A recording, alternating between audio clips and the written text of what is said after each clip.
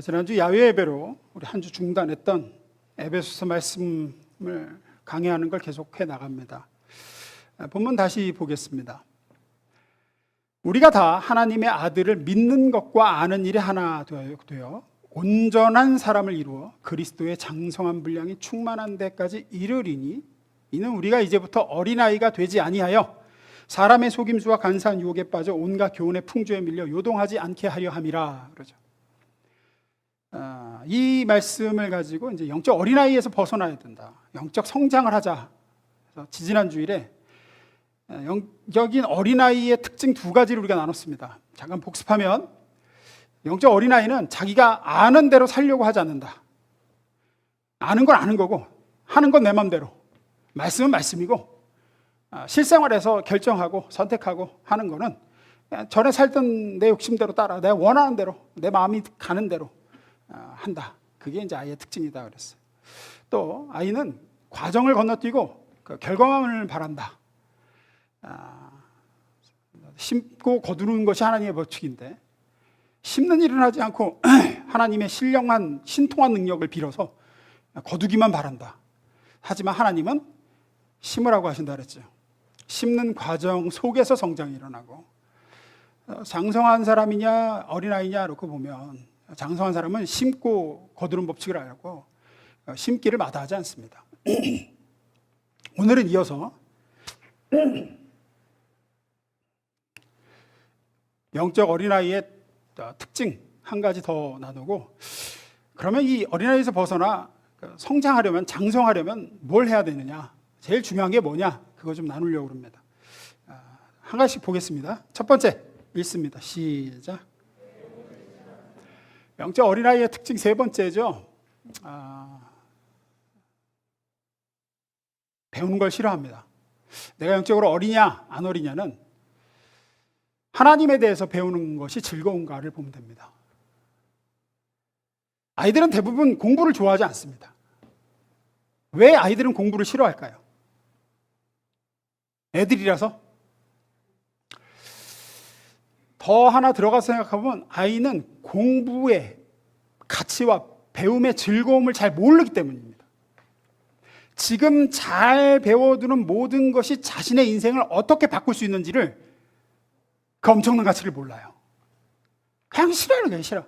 우리 애들도 막내 보면 방학 끝나 왜 이렇게 방학이 짧고 그냥 며칠이면 개학이야. 한숨을 쉬고 배움의 소중함을 몰라요. 학생 때가 좋다는 걸 모르죠. 그때는 언제 알죠? 네, 장성하면 합니다. 장성하면.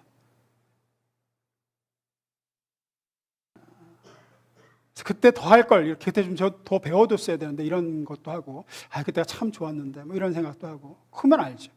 아이의 특징은 그래서 스스로 알아서 뭔가를 배우고 익히기보다는 그냥 놔두면 자신의 흥미를 끄는 거, 재미를 주는 거, 그런 거에 빠져서 놀기 바쁩니다. 그래서 어릴 때는 강제성이 필요하죠. 왜? 얘는 아직 모르니까 배움의 가치를 강제로라도 배우게 하는 거죠. 영적으로도 그렇습니다. 영적으로도 영적인 어린 아이일수록 배움의 가치를 잘 모릅니다. 하나님의 말씀을 공부하고 배우고 익히고 하는 것에 그 소중함, 그 기쁨 이런 걸 몰라요. A.W. 토조라는 목사님이 쓴 이것이 성공이다라는 책이 있습니다. 거기서 이분이 영적 어린아이의 특징을 이렇게 정리했어요. 영적인 어린아이는 첫째, 한 가지 일을 오랫동안 집중하지 못한다. 영적 훈련을 할 때, 성경 읽는 훈련, 기도 훈련을 할 때 금방 실증을 낸다는 거예요. 오래 인내하지 못해요. 거기서 배우고 거기서 이렇게 성장을 해나가야 되는데 진득하니 하지를 못한다. 동시에 영적 어린아이는 초보적인 거, 재미있는 거, 흥미를 주는 거, 자기 흥미를 끄는 것에만 강한 관심을 보인다. 깊이 있는 이야기, 통찰에서 나온 말씀, 세상의 악과 고통, 그리스도를 위해서 내 자신을 내어드린 것 같은 이야기는 전혀 흥미를 끌지도 못하고 알아듣지도 못해요. 관심이 없대요. 그저 재미, 즐거움, 흥미를 줄 수 있는 거. 저는 개인적으로 뭐 아시는 분 아시겠지만 하여튼 웃기는 걸로는 국내 최고라고 하는 목사님 교회 사역을 좀 해봤습니다. 웃기는 건 최고. 누구라고 뭐 이러면 안 되겠습니다. 아실 거라고 생각합니다. 거기 교회에 출석하는 교인들 거의 대다수가 웃겨주니까 옵니다. 진짜로. 유머 들으러 와요. 그걸 어떻게 하냐면 어쩌다 정말 말씀을 깊이 있게 전하는, 제대로 깊이 있게 말씀의 정수를 전하는 외부 강사분이 와서 설교하잖아요. 안 들어요. 그냥 안 들어요. 못 듣는다고 해야 맞겠죠. 못 알아들어요. 그냥 배우길 싫어해요. 그냥 흥미롭게 귀를 즐겁게 해주는 얘기를 원해요. 영적 어린아이의 특징입니다. 그 결과 잘하질 못해요. 계속 거기에 머물러 있어요. 재미만을 추구하는 거예요. 더 배워서, 재미없더라도 배워서 더 깊은 세계로 나아가고 그 맛을 알아가야 되는데 못 나가는 거죠. 그래서 이 책에서 A.W. 토조 목사님은 이런 얘기합니다. 오늘날의 현대교회가 예배의 영성, 말씀을 깊이 있게 가르칠 능력을 상실했다. 결과 흥미와 오락으로만 교인들을 붙들어 두려고 한다.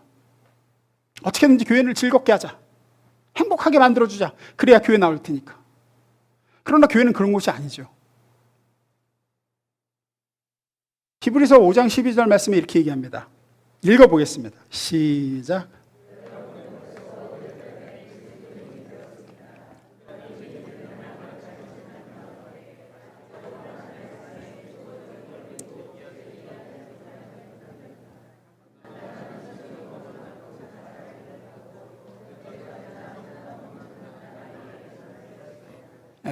히브리서 기자가 얘기하는 거죠. 여러분 벌써 오래전에 그리스도인이 됐습니다. 예수 믿은 지 오래됐다는 거예요. 그러니 이제는 자기가 배우는 걸 넘어서 배운 걸 가지고 남을 가르칠 만도 한데 아직도 하나님 말씀의 초보도 몰라. 초보적인 원리도 이해하지 못하는 형편입니다. 그러면서 이렇게 비유합니다. 단단한 음식을 먹을 만큼 잘하지 못했고 언제까지나 젖만 먹는 갓난아기에 머물러 있습니다. 어린 아이의 특징 중 하나가 젖만 먹는다 이렇게 표현하죠. 지금 영적인 아이는 딱딱한 음식물을 먹지 못합니다. 여기서 비유하고 있는 게 뭡니까? 인간에게 가장 좋고 맛있는 음식이 젖인가요? 아니죠. 세상에 맛있는 게 얼마나 많은데요. 우유는, 젖은 그저 아직 소화기관이 다 발달하지 못해 단단한 음식을 소화시킬 능력이 안 되는 아기에게 먹이는 거죠. 그것밖에 먹을 수 없기 때문에 젖을 먹이는 겁니다. 어린아이에게 젖이란 최상의 음식이 아니라 그것밖에 먹을 수 없기 때문에 더 좋은 음식을 누릴 수 없음을 의미하는 뜻이에요. 물론 영적으로 이제 갓 믿은 초신자 때는 쉽고 재밌고 흥미를 끄는 주제로 설교를 할 수도 있습니다. 아직 영적으로 어려서 단단한 음식인 깊이 있는 말씀을 소화할 능력이 없을 초신자 때는. 하지만 언제까지나 거기 머물러 있을 수는 없습니다. 여러분은 말씀의 깊이를 알게 되셔야 돼요. 하나님 말씀에는 여러분이 생각하지 못하는 정말 맛있는 양식이 많이 숨겨져 있습니다. 씹으면 씹을수록 맛이 나는 하나님의 말씀의 뜻이 있어요. 이걸 배우지 못하면 죽을 때까지 못 알아듣는 거예요. 제가 조금 깊이 있는 얘기를 하면 못 알아듣겠다. 배우질 않아서 그래요. 성경을 모르는데. 성경을. 단단한 음식, 더 깊이 있는 말씀, 하나님이 어떤 분이신지에 대한 심도 있는 배움을 사모하셔야 됩니다. 디모데후서 3장 16절 17절에 이렇게 얘기합니다. 성경의 모든 부분에는 하나님의 숨결이 깃들여 있어 모든 면에서 유익합니다. 우리에게 진리를 보여주고 우리의 반역을 드러내며 우리의 실수를 바로잡아두고 우리를 훈련시켜 하나님의 방식대로 살게 합니다. 우리는 무엇을 통해? 말씀을 통해 온전해지며 하나님께서 우리를 위해 마련하신 일을 이루어가게 됩니다. 영적 성장은 말씀 없이는, 말씀을 배우지 않고는 일어나지 않습니다. 배움을 싫어하는 사람은 예수 믿기를 싫어하는 사람입니다. 왜냐하면 예수 믿는 일은 공부하는 일이거든요.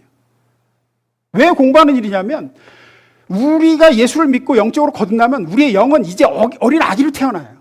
이 겉사람은, 몸은 이만큼 커서 세상에 대해서 알 만큼 알고 배울 만큼 배웠어요. 이제 다 성인들이니까. 근데 영은 하나님 나라에 대해서 아는 게 하나도 없어. 하나님이 어떤 분이신지도 몰라. 그분이 나를 향한 계획도 몰라. 의도도 몰라. 이 우주를 하나님이 어떻게 통치하시는지에 대한 지식도 없어. 기준도 몰라. 그러니까 그걸 배워서 알아가야 되는데 배우지를 않으면 언제까지고 온전해질 도리 없이 어린아이로 머물러요.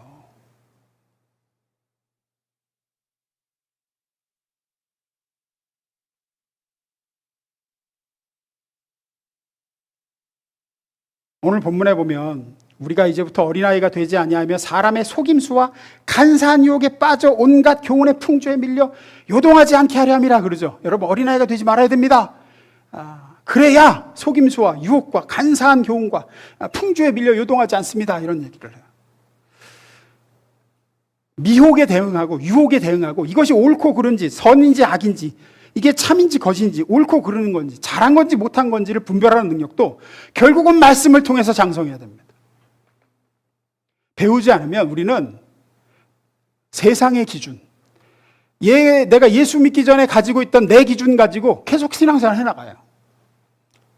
옳다 그르다를 하나님 말씀으로 분별을 해야 되는데 영적인 어린아이일수록 잘했다 잘못했다를 그냥 인간 사회 속에서 인간이 정해놓은 세상의 도덕적인 기준, 윤리적인 기준, 통념 그런 거 가지고 잘했다 잘못했다 이건 옳다 그르다를 판단해요. 하나님의 기준이 뭔지 모르기 때문에 배우지를 않으니까. 하지만 분명한 건 하나님의 백성은 장성한 크리스찬은 세상의 기준으로서가 아니라 하나님이 정한 기준 속에서 무엇이 옳으냐 그르냐를 판단해야 합니다. 무엇이 선이고 거짓이고 악이고 무엇이 옳고 그른지. 대표적인 예로 모세가 태어나던 시대 그 애굽에서는 종로를 타고 있던 이스라엘 백성들이 너무 강성해지는 것 같으니까 그걸 싫어하고 견제하려고 애굽 정부 당국이 아들을 낳으면 다 죽이라 그랬습니다. 죽이는 권한을 처음에는 산파들에게 줬어요. 봐서 아이를 낳을 때마다 여자애는 살리고 남자애는 죽여라. 그런데 이 산파들이 다 살렸습니다. 나중에 왜 살렸는가 하고 애굽 관원들이 추궁하자 이렇게 거짓말을 했어요. 이스라엘 여자들은 다 건강해서 산파가 필요 없다. 갔더니 벌써 나와갖고 젖물리고 있더라. 어떻게 뺏어서 죽이느냐. 세상적인 기준에서 이들은 당국에 반역을 행한 겁니다. 명령을 거부했고 거기다가 거짓으로 보고를 했어요. 세상적인 통념에서 이 사람들이 이 산파들이 한 행동이 옳습니까? 그럽니까? 그런 거죠. 세상적인 통념에서는. 세상의 윤리와 도덕과 인간의 기준에서 잘못한 겁니다. 하지만 하나님은 이들에게 뭐라 그러십니까? 예, 칭찬을 하십니다. 복을 주십니다. 이스라엘 그 12명의 대표가 몰래 여리고성을 정탐할 때 기생 라합은 동족을 배반했습니다. 자기 성을 무너뜨리려고 온 첩자들을 스파이를 몰래 숨겨주죠. 세상적인 통념에서는 아주 나쁜 배신자입니다. 자기 동족을 배반하고 그 성을 점령하려고 온 스파이를 숨겨줘가지고 나중에는 성이 무너졌고 다 죽잖아요. 자기 가족만 살리고. 저런 나쁜 년. 이렇게 볼 수 있지만 성경은 그렇게 평가하지 않죠. 하나님이 그를 복주시고 그 가족을 살려내십니다. 그리고 그 여인의 후손에서 메시아 예수님이 태어나죠. 하나님의 백성의 기준은 하나님 편을 들으냐 아니냐, 하나님을 위하는 거냐 아니냐, 하나님의 권위 아래 순종했느냐 아니냐로만 선과 악, 잘했다 잘못했다, 옳고 그르다, 참되다 거짓이다 거기에서 분별이 되는 거예요. 참되다, 진리다, 선한 것이다 라는 단어를 쓸 때 우리는 언제나 이 하나님의 기준, 말씀이 가리키는 기준을 갖다 붙여서 판단하고 분별하고 결정하고 선택해야 됩니다. 근데 영적 어린아이일수록 이 기준이 세상적인 기준이에요. 그냥 이걸 분별을 못해요. 하나님의 기준을 배우질 않았으니까, 하나님의 분별할 말씀 공부를 하기 싫어하니까. 하나님의 말씀을 배워야 된다는 건 정말 여러분이 생각하는 것보다 훨씬 중요한 문제입니다. 여러분 부모님들이 그 자녀들 보면서 공부 안 할 때 가슴을 치죠. 저도 매일 가슴을 칩니다. 제가 지금 저거를 해두면 나중에 정말 자기가 하고 싶은 일이 생겼을 때 그걸 할 수 있을 텐데, 지금 그걸 안 하면 나중에 정작 지가 하고 싶은 일을 못하고 하기 싫은 일을 하고 살 텐데 쟤는 왜 저걸 안 할까? 근데 여러분도 이게 영적으로 똑같습니다. 지금 하나님의 말씀을 배워두고 익히고 하나님이 어떤 분이신지 공부해 두어야 영적으로 장성을 할 텐데, 그리고 그 유익이 어마어마한데 안 하려고 그래요. 안 하려고 해요. 매번 삶 공부를 모집하면 이게 정원이 차서 금방 마감이 돼야 정상인데 3주를 기다려도 정원이 안 차서 폐강이 되고, 배운 거를 또 배우려고 하고 다시 배우려고도 하고 새로 개설되면 이거 배워봐야 되겠다 해야 되는데 안 배우려고 해요. 거기에 지불하고 싶지 않은 거죠, 시간과. 그러나 여러분, 그러면 성장 없습니다. 설교만 들어갖고는 절대 성장 못합니다. 하나님 말씀을 체계적으로 공부하셔야 돼요. 영적 성장은 결국 말씀입니다. 배움에 대한 노력과 실험 없이 성장은 일어나지 않습니다. 다시 말씀드립니다. 예수 믿는 일은 공부하는 일입니다. 공부하기 싫으면 예수 믿는 거 포기하셔야 됩니다. 영적으로 응애하고 태어난 자가 하나님에 대해서 배우려고 하지 않는다면 그 사람은 성적으로 살기를 포기하는 것과 마찬가지. 그분이 어떤 분이신지, 다스리시는 하나님의 의지와 기준이 무엇이고 나를 향하신 기대와 계획이 무엇인지 여러분은 말씀을 통해서 배워 나가셔야 돼요. 배움을 통해 성장하는 저와 여러분, 우리 교회 될 수 있기를 주의 이름으로 소망합니다. 그러면 이제 우리가 이제 영적 어린아이의 기준 특징들을 이렇게 좀 나눴는데, 어떻게 이 어린아이에서 좀 벗어나 성장하고 그리스도의 장성한 분량이 충만한 데까지 이룰까? 가장 우선해야 될 게 뭐냐, 그럼? 그거 얘기하고 마치겠습니다. 여러 가지 얘기가 있겠지만 가장 우선해야 될 것은 이것입니다. 읽어보겠습니다. 시작. 일단 하는 겁니다. 일단 하는 거예요. 해봐야지만 알게 되고 체험하게 되고 새로운 단계가 열려요. 옛날 그 대학이라는 책에 이런 얘기가 있어요. 어느 날 그 중국 제나라 임금이었던 환공이라는 왕이 이렇게 궁정 마루에 앉아서 이렇게 책을 읽고 있는데, 그 뜰에서, 그 궁전 뜰에서 일을 하고 있던 그 윤편이라고 하는 목수가 수레바퀴를 만들고 있었대요. 근데 일손을 잠시 멈추더니 감히 왕이 있는 마루 위로 올라가고 당돌하게 임금한테 물었습니다. 황송하오나 그 임금님, 전하께서 읽고 계신 책은 누가 쓰신 겁니까? 이렇게 물었대. 옛 성인이 쓰신 것이다. 그 옛 성인은 지금도 살아 계신가요? 물었대요. 그분은 오래전에 세상을 떠났지. 그렇다면 임금님은 읽고 계신 글을, 그 옛날 사람의 그 생각을 어떻게 깨닫습니까? 어떻게 알 수 있습니까? 그래요. 이 말을 들은 황공이 화가 벌컥 치밀어 올랐습니다. 아니, 임금이 책을 읽고 있는데 수레바퀴나 만드는 내는 목수 주제에 그런 수작을 건네다니 무엄하다. 네가 그런 말한 까닭을 제대로 설명한다면 내가 살려줄 수도 있지만, 그렇지 못하면 너 무사하지 못할 거다. 그래요. 이러자 이제 이 목수 윤편은 조금도 흔들리는 기색 없이 말합니다. 소인은 소인의 체험을 통해서 느낀 대로 말했을 뿐입니다. 수레바퀴를 만들 때 느리게 깎으면 모자라고 조급히 깎으면 지나쳐서 바퀴를 맞추기가 여간 힘든 게 아니라는 거예요. 느리지도 않고 급하지도 않는 요령이라는 건 결국 내가 해봐서 손으로 짐작되는 건데, 손으로 느껴서 내 마음에 통할 뿐이지 지식으로서 누구한테 말로 설명해가지고 이게 되는 건 아닙니다. 이건 체험이라는 건 해봐서 아는 하나의 요령으로, 해본 사람은 알 수도, 해본 사람끼리만 알 수 있고 통할 수도 있지 모르지만 해보지 않은 사람에게는 비록 내 아들일지라도 전해줄 도리가 없습니다.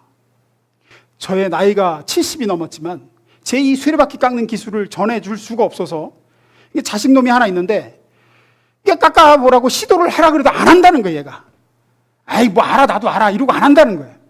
그래서 아직까지도 제가 이 기술을 전수를 못합니다. 이 나이 되도록 제가 만들고 있는 처지입니다. 이런다는 거예요. 사람의 성장이라는 것은 결국 해보느냐 안 해보느냐에 달려 있습니다. 영적 성장도 똑같습니다. 여기서 아무리 제가 떠들고 해봐야 일단은 여러분이 하셔야 됩니다. 뭘 하라고 해도. 해볼 때 변화가 있고 뭘 해도 성장이 따라오고 깨닫는 게 있고 체험되는 게 있지. 우리는 보통 뭔가를 하려고 하면 할 마음이 생길 때를 기다리는 경우가 많죠. 지금은 할 마음이 없어요. 할 마음이 들면 그때 하겠습니다.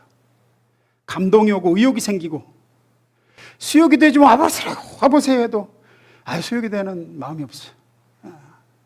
갈망이 생기면 그때 오겠습니다. 기도하자고 해도, 성역 공부, 삶 공부 참여하자고 해도, 뭐를 해보자, 말씀을 읽어보자고 해도 그럴 마음이 없어요. 마음이 생기면 그때 해야지. 그렇지 않습니다. 감동이 오고 의욕이 생기고 마음이 생길 때가 올까요? 그때는 오지 않습니다, 여러분. 우리는 그런 훈련을 하고 싶어 하지 않습니다. 우리 속사람에서부터. 되든 안 되든, 납득이 가든 안 가든, 하고 싶든 하고 싶지 않든 일단 해보자 라고 할 때 성장이 있고 변화가 있는 거지. 저는 그저 안내자일 뿐이에요. 해보라고. 하는 건 여러분이 하셔야 돼요. 안 하면 성장 없습니다. 많은 경우에 사람이 신기하게 마음으로부터 고쳐져서 겉이 고쳐지고 변화되는 거라고 생각하는데 아닙니다. 겉부터 고쳐지는 경우가 훨씬 많습니다. 일단 해보는 수밖에 없습니다. 해보는 중에 마음이 고쳐져요. 우리 마음부터 고쳐지려면 2000년이 지나도 마음을 못 고칩니다. 그러나 어쩔 수 없이 한다. 해보자. 어쩔 수 없이 지금이라도 해보자 라고 하는 건 할 수 있습니다. 그러다 보면 고쳐집니다. 그러다 보면 마음이 따라옵니다. 이건 맞습니다. 그 배우분들이 이런 얘기를 해요. 메소드 연기라 그러죠. 완전히 배역에 몰입해서 연기를 하다 보면 어느새 그 배역에 잡아먹히게 된대요, 자기가. 그 영화 악마를 보았다라는 영화가 있습니다. 그 영화는 잘 만들었는데 진짜 끔찍해요. 아주 그냥 극악한 살인마가 나오는데 그 배역을 최민식 배우가 연기를 했죠. 어떻게 인간이 저렇게 뼛속까지 마귀일 수 있을까 싶게 연기를 잘했습니다. 악마 같은 범죄자를 아주 정말 소화해냈죠. 근데 이 배우가 TV에 나와서 얘기를 할 때 보니까 그 역을 연기하고 나서 한동안 힘들었다 그래요. 왜냐하면 분명히 연기였는데 연기가 끝나고 나도 자기 속이 변해 있더라는 거예요. 어떻게? 그런 악마 같은 인간으로. 오늘 이 촬영 다 끝나고 헬스장에서 운동을 하고 엘리베이터를 탔는데 맨날 보던 아저씨래. 나이 지긋하신 같은 헬스장 다니는. 근데 이 나이 지긋하신 아저씨가 자기 보고 어디 최 씨야? 물어보더래. 순간 속으로 아이씨 왜 반말이야? 자기가 그러더라는 거예요. 자기는 원래 그런 사람이 아니었는데 그 영화에서 그런 장면이 나오거든요. 왜 반말이야 이 새끼야 이렇게 하는 게 나오거든요. 의사분한테 나이 많은 의사분한테 분노가 치밀어 오르더라는 거예요. 막 치밀어 오더래. 그래서 내가 지금 뭔가 이상하다.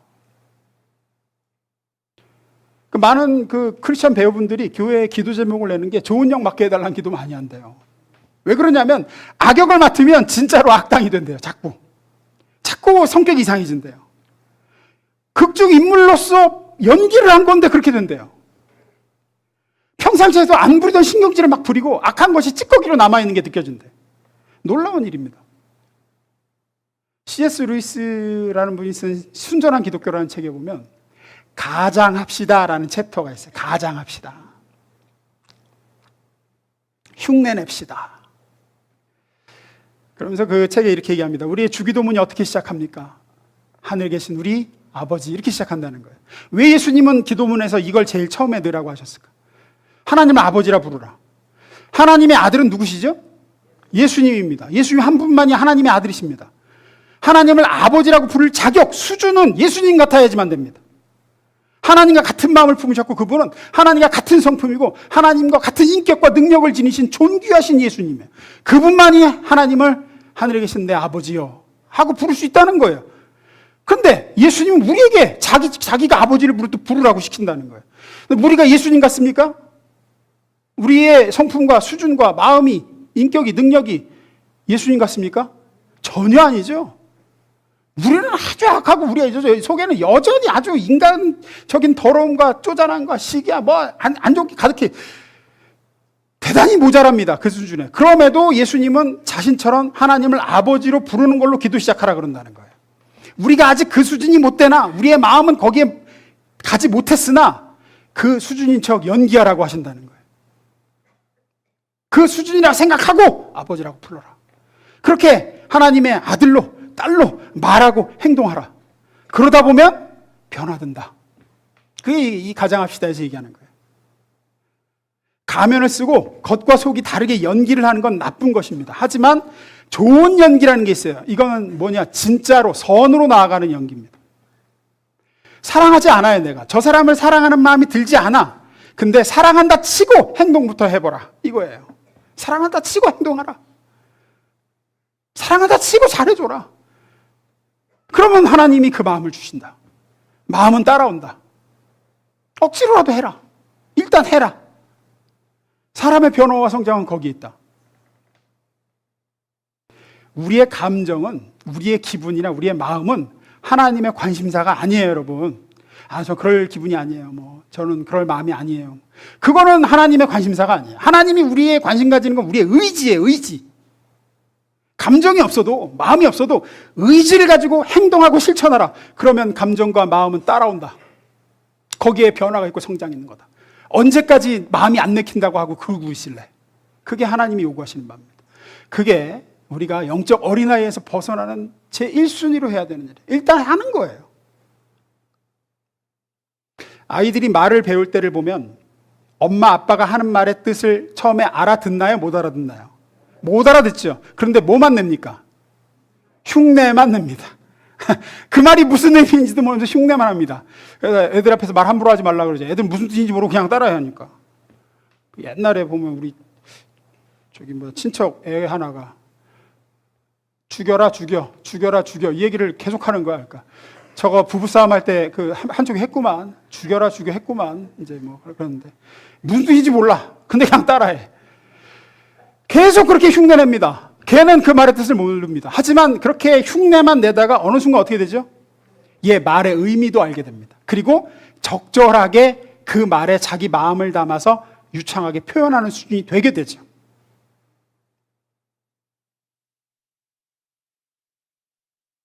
그렇게 성장해 갑니다, 아이는. 우리도 마찬가지입니다. 여러분, 마음이 없어서 흉내를 내세요. 기도할 마음이 없어도 기도 자리에 앉아서 흉내라도 내고 계세요. 그러면 마음은 따라와요. 공부하기 전에도 하셔야 돼요. 저도 성경 말씀을 묵상하는 훈련을 일찍이 이제 중학교 때 우리 교회에 계시던 전사님 통해서 큐티라는 걸 처음 접했는데, 어떤 날은 너무 하기 싫어, 큐티가. 해야 될 것도 많고. 그래도 억지로라도 펴서 읽잖아요. 구조를 읽어가다 보면 언제 그랬냐는 게 마음이 변해요. 은혜가 쏟아져요, 막. 눈물이 어떤 때는 툭툭툭 떨어지기도 해요. 진짜 하기 싫었는데. 그게 반복하다 보면 어느샌가 내가 하나님 말씀 없이는 하루를 시작할 수가 없는 존재가 돼요. 속이 변한 거죠. 겉으로 시작했지만 속이 변한 겁니다. 상공부를 개설한다 그러면 내 속에서부터 우러나오면 그때 배우겠다. 그런 날은 안 온다니까요. 마음이 생기면 하겠다. 그럼 못해요, 절대. 그냥 하는 거예요. 일단 나를 던지는 거예요. 겉으로라도. 그러면 속이 따라와요. 본문 다시 봅니다. 에베소 13장 14절. 우리가 다 하나님의 아들을 믿는 것과 아는 일에 하나가 되어 온전한 사람을 이루어 그리스도의 장성한 분량이 충만한 데까지 이르르니, 이는 우리가 이제부터 어린아이가 되지 아니하여 사람의 속임수와 간사한 유혹에 빠져 온갖 교훈의 풍조에 밀려 요동하지 않게 하려 함이라. 어떻게 그러면 어린아이가 되지 않고 그리스도의 장성한 분량이 충만한 데까지 이를까? 이걸 위해서 뭘 해야 될까? 그 다음 15절에 답이 나옵니다. 읽습니다. 시작.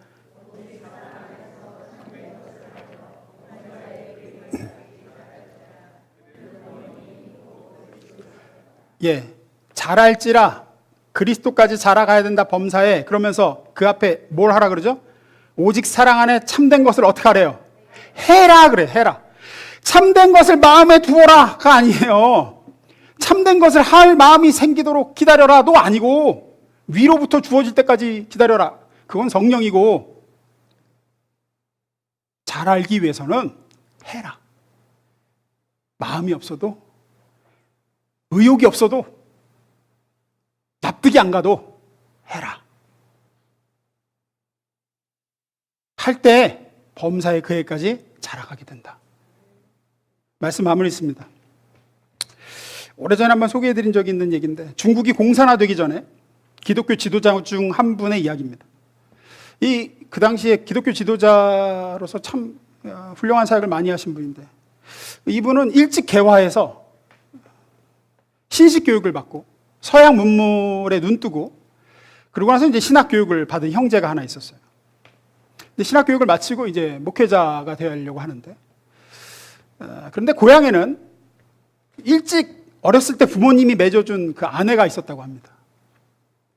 근데 이 아내가 자기는 이렇게 신식 교육을 받고 개화하고 한 사람입니다. 이 아내는 굉장히 옛날 사람이었다는 거예요. 중국 옛날에 그 전족이라고 아시죠? 발 꽁꽁 싸매가지고 아기 때부터 발 요만하게 만드는 거. 이제 그 자기 아내는 발도 그렇게 전족 풍습으로 이렇게 요만하게, 만주족 풍습인데 발을 기형으로 만들어서. 그런 옛날 사람인 저 여자가 정말 마음에도 안 들고 같이 살 자신도 없고, 저 사람하고 같이 교회를 개척해가지고 복음 사역을 할 수 없을 것 같더래요. 그래서 자기 신학 교육 받을 동안 친정에 가 있는 이제 아내에게 이제 교육을 마치고 가서 헤어지자고 이야기하려고 친정으로 갔답니다. 가서 헤어지자고 얘기를 하려고 그러는데 하나님께서 마음에 안 된다 하시더래요. 부담을 콱 주시더라는 거예요. 안 된다. 그래서 어쩔 수 없이 데리고 이제 집으로 이제 본가로 가려고 하는데, 부인이 발이 전족이라 잘 못 걷는 거예요. 이렇게 떼뚱떼뚱거리고 뒤처지는 거예요. 자꾸 뒤로. 가뜩이나 마음에 안 드는 여자가 뒤에서 쥐뚱대면서 늦게 오니까 더 짜증나는 거지. 이제 더 짜증나는 거예요. 빨리 오라고 막 하는데, 그때 성령께서 이 형제분 마음에 음성을 강하게 말씀하셨대요. 네 아내를 사랑해라. 근데 이 분이 그랬대요. 주님, 저는 저 여자를 사랑하지 않습니다. 사랑할 마음이 들지 않습니다. 저렇게 글도 못 읽고 발도 저런 구식의 옛날 여자를 제가 어떻게 사랑합니까? 이제 성령께서 그러시더래요. 나는 지금 너한테 네 마음을 묻는 게 아니다. 네 감정을 묻는 게 아니야. 내 명령에 순종하여 사랑을 행하라고 하는 거다. 네 아내를 사랑하라. 그래서 그 성령의 음성이 처음으로 강력하게 들리길래 정말 순종해야겠지 하면 안 되겠다는 마음이 들어서, 그래 일단 행동하라 하니까 행동해야지. 어피라 그랬대요. 어피라고. 내키지 않지만 이제 등을 내주고 어피라고. 못 건넨 아내를, 당시 중국 그 시대에 남편이 아내를 업어주는 건 뭐 지금도 좀 그렇지만 상상이 안 되는 일이었답니다. 근데 순종하는 마음으로 내가 마음이 없어도 사랑하라 하니까 행해야지. 그리고 어피라고. 근데 업고 2걸음 걷는데 마음이 뜨거워지더래요. 2걸음 걷는데. 갑자기 이 여인도 하나님의 사랑받는 딸이구나. 내가 원한 결혼이 아니라 하나님이 섭리 가운데 우리 둘을 맺어주셨구나. 하나님의 마음이 막 물밀듯이 몰려 들어오더래요. 갑자기 그러고 집에 도착했는데 이제 자기를 이렇게 기다려준 아내에게 너무 고맙고 갑자기 사랑스럽고 예뻐 보이더라는 거예요. 그리고 이제 이 두 부부를 통해서 하나님께서 그 당시에 중국교회 엄청난 일들을 이루신 얘기가 그 뒤에 나옵니다. 우리가 영적 성장을 하려면, 어린아이에서 벗어나려면 뭐라도 해야 됩니다. 일단 하십시오. 배움도, 사랑도, 실천도 뭐든 해야 성장이 있습니다. 마음을 기다리지 마십시오. 마음은 안 생깁니다. 해야 마음이 생깁니다. 기도에 나오라면 좀 나와서 앉아보십시오. 성경을 읽을 마음이 안 들어도 좀 펴서 억지로라도 읽어보십시오. 제자훈련이 개설되면 들어오시고. 베드로를 보십시오. 베드로는 깊은 데 가서 그물을 덜지 마음이 없었습니다. 요만큼도 없었습니다.